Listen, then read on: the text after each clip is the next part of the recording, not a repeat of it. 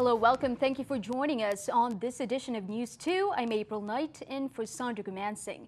Topping our newscast, the Virgin Islands Police Department is going on the offensive in an effort to stem the tide of violence in the territory.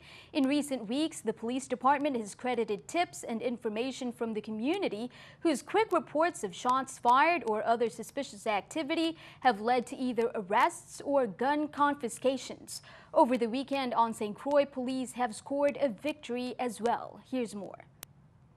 The VIPD's late-night initiatives on St. Croix is paying off. On July 3rd, St. Croix police officers netted some 8 illegal weapons. The guns were confiscated when the police responded to reports of shots fired near the Chris Hideaway Sports Bar in the Five Corners area. Individual will jump by 12 different other guys. All right, this individual will jump, and after he was jumped, the police was called. The individual that jumped this guy actually left the scene. The suspects fired the shots as they left the scene. No one was injured. Police officers looked for the vehicles involved in the shooting, about 4 of them, according to Chief McFarland, and found them at another nightclub in Christiansted. Yeah, actually found the vehicle, identified the vehicle. None of the individual came and claimed the vehicle, and through investigation and good police work, we were able to retrieve 8 firearms from 3 different vehicles. St. Croix police have been monitoring the nightclub circuit. Only last month, St. Croix Acting Police Chief Winsbett McFarland enforced a 4 a.m. mandatory closure for nightclubs. Police officers were sent to the areas at 3:45 to ensure compliance, but McFarland said nightclub owners were supportive of the effort. We have met with some of the nightclubs owners and had good conversation with them. No arrests were made on July 3rd, but Acting Chief McFarland sent a clear message to individuals that he said continue to terrorize the community. The police department is on the offense. That means if we know who you are, we are coming to get you. We're no longer going to stand idle by and let you terrorize this community. All right? This is our home, this is our community, and we'll do everything in our power to make sure that the people in this community is safe.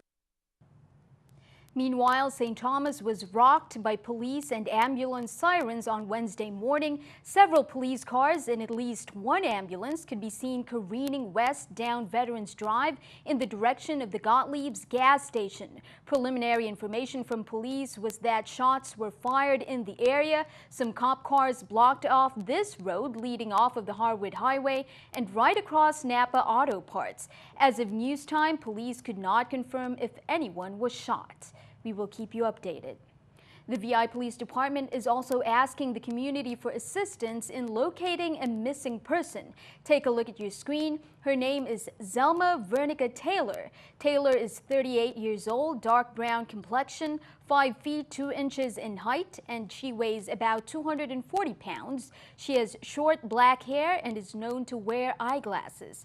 Here's more from VIPD's Glenn Drake.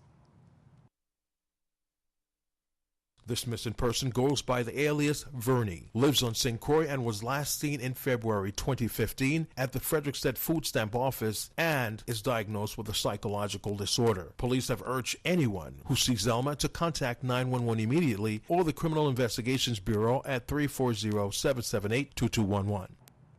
The battle with ExxonMobil is not over. That's according to VI Attorney General Claude Walker, responding after he dropped a subpoena for information against ExxonMobil. The subpoena sought to determine ExxonMobil's knowledge of the effects of its operations on climate change, which is a direct threat to the Virgin Islands, according to the AG.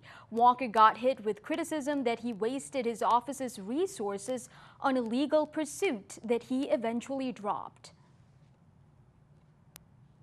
We do spend, when we conduct our investigations, as part of our job, we have a number of investigations that we have. There isn't any expenditure of money per se, other than this is what we do. This is by no means over in the sense of the matter being ended. So our task still exists, and we're still involved to advance our common investigation while preserving our limited resources. And what we we'll continue to do is to work with states such as Massachusetts and New York. John Yob, author of the book Chaos, and a GOP political operative, scored a victory in Superior Court on Tuesday. That's when Judge Kathleen Mackay ruled that there is no 90-day residency requirement in order to be eligible to vote in the Virgin Islands. The judge's ruling is central to Yob's eligibility to vote and therefore his eligibility to run in the March 10th VI Republican caucus, where he won the top delegate spot. Yob's eligibility was the center of a controversy that threw accusations of manipulation against him, his wife Erica, and their family friend Lindsay Alon, who also won delegate spots to the Republican National Convention. The judge's ruling deals another blow to State Chairman John Canegata, who insisted that the Yobs and Alons were not eligible to vote and therefore run in the caucus in the first place. A Puerto Rico man was sentenced to 18 months for bribing a public official. District Court Judge Curtis Gomez on Tuesday sentenced Miguel Rodriguez Ramirez, 45, of Puerto Rico, to 18 months imprisonment and 3 years of supervised release, and that's according to U.S. Attorney Ronald Sharp. Rodriguez Ramirez pleaded guilty on February 12th. According to the plea agreement, between July and December of 2015, Rodriguez Ramirez bribed a public official by paying that official to smuggle illegal aliens into the United States. He paid the public official a total of $12,080 to shepherd the illegal aliens through customs at the Cyril E. King Airport on St. Thomas. This was a result of an investigation by Customs and Border Protection and Immigration and Customs Enforcement. Also, a Georgia man pleaded guilty to possession of marijuana on Tuesday. Keenan Powell Ryder, 20 years old, pleaded guilty in district court to possession with intent to distribute marijuana, and that's also according to U.S. Attorney Sharp. According to the plea agreement filed with the court, on April 19th, Powell Ryder possessed with intent to distribute marijuana by smuggling the marijuana into the Cyril E. King Airport on St. Thomas. Powell Ryder transported the marijuana from the mainland. According to reports, Powell Ryder faces a maximum of 5 years in prison and $250,000 in fines. The case is also the result of investigative work by U.S. Immigration and Customs Enforcement and Homeland Security investigations. Assistant U.S. Attorney David White was the prosecutor. Turning our attention to the mainland, Baton Rouge, Louisiana is in an uproar after a deadly police incident. Cell phone video of an arrest that ended in a deadly shooting is spurring outrage. Police say that they were trying to restrain the man they believe to have a gun. Louisiana's governor says the Justice Department will investigate. Polo Sandoval reports. Hundreds of protesters taking to the streets in Baton Rouge after this graphic video circulated on social media of a deadly encounter between police and a man at a convenience store. According to police, 2 officers responded to an anonymous call just after midnight on Tuesday. The caller said a man selling CDs outside of this store threatened him with a gun. The officers attempted to subdue 37-year-old Alton Sterling. The store owner says that one officer used a taser, but Sterling remained on his feet. Sterling is then tackled by an officer over the hood of a car. As officers wrestle to restrain Sterling, someone yells. Sterling was then shot several times at point-blank range. I was actually maybe 2-3 feet away when that happened. The store owner says while Sterling lay in the parking lot, he saw officers pull a gun from his pocket. Sterling's family now demanding answers. I really want to know more about what happened, about the whole situation, because my brother didn't deserve it. He didn't deserve it at all. CNN affiliate WAFB reports that the officers in question were wearing body cameras, but they apparently fell off in the altercation. Baton Rouge police have placed the officers on administrative leave. This is an ongoing investigation. We're going to review the video. We're going to review the audio. We have witnesses, non-biased witnesses here. We're going to bring them down to our station and interview them. The coroner ruling that Sterling died of multiple gunshot wounds to the chest and back. God bless his soul. It could have been handled differently, much differently. But on both sides, it could have been handled differently. The city's police chief says Baton Rouge police officers Blaine Salamone and Howie Lake II were the two officers involved in the shooting. Salamone is a 4-year veteran of the department. Lake is a 3-year veteran of the force. Both officers, who work in the Uniform Patrol Division, were placed on administrative leave on Tuesday morning. Keeping an eye on the economy, here's a look at the New York Stock Exchange with our Stock Market Watch. As you can see, everything up. The Dow 77, NASDAQ 36, S&P 11. Coming up on News 2, another summer idea to keep the kids occupied this summer, plus a harrowing rescue at sea that saved 11 lives. We'll be right back.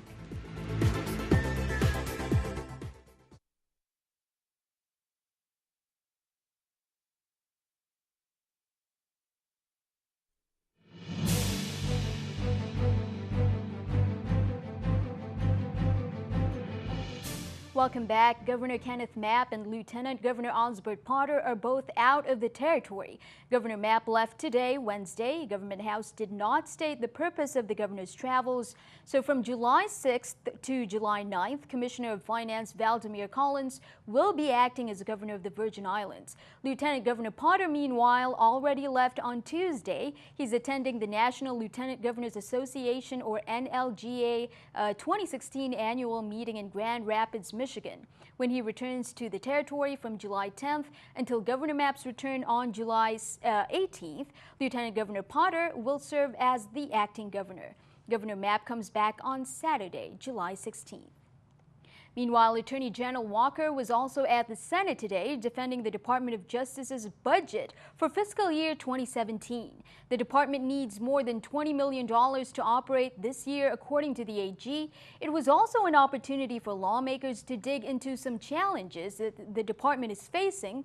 One of those is Governor Mapp's proposed Speedy Trial Act, which aims to get the docket moving faster for those awaiting trial, but also poses challenges to the Justice Department.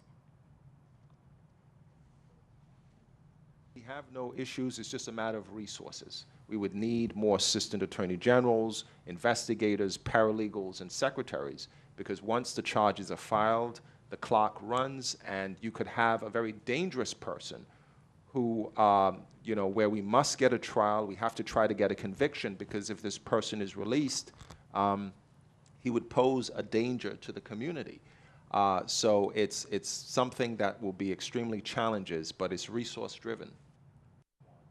The Virgin Islands Water and Power Authority's ratings were further downgraded on Tuesday, and that's according to interim WAPA CEO Julio Ryder. On Tuesday, Moody's further downgraded WAPA's Senior Electric System Revenue Bond rating to B1 from BA2, and the Electric System Subordinated Revenue Bond rating to B2 from BA3, with a negative rating outlook. What does that mean for WAPA? Ryder explained that it will have a profound negative effect on the authority due to the 4-notch downgrade by Moody's from investment credit grade to junk bond status. The eligible purchasers for WAPA's bonds have been significantly reduced, and therefore the authority's cost to borrow has increased. Meanwhile, 11 people were rescued on Sunday after their dive boat, the M2R Duck, sank just south of St. Thomas. The U.S. Department of Homeland Security was first on the scene. According to Homeland Security, a distress call from the Coast Guard San Juan sector was transmitted with a mayday call from the dive boat. All 11 people were reported safe and unharmed, and the boat has since been recovered. The United States Coast Guard is still investigating the cause of the sinking. Governor Mapp has nominated Dr. Olaf Hendricks to the St. Croix Hospital Board. The governor urged the Senate to approve the appointment, which lasts for 3 years. Hendricks has a long association with the Juan Louis Hospital, having served as president of medical staff on 2 occasions and as chief medical officer from 2007 to 2009. From 2007 to 2013, he served as the psychiatrist at the Village Rehabilitation Center on St. Croix, providing clinical services to the mentally ill, substance abuse patients, and working with a program for the homeless.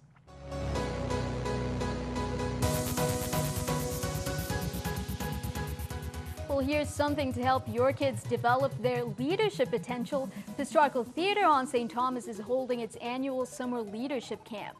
This year's slogan is "We are the children, we are the message." And the camp is called Learning Leadership Through Theater Playwriting, Removing the Blinders. The project is written, created, and directed by Empress P.J. Crosby and is open to teenagers and tweens. The deadline to register is July 22nd, Friday. You can call Pistarckle at 775-7877 or email marketing@pistarckletheater.com.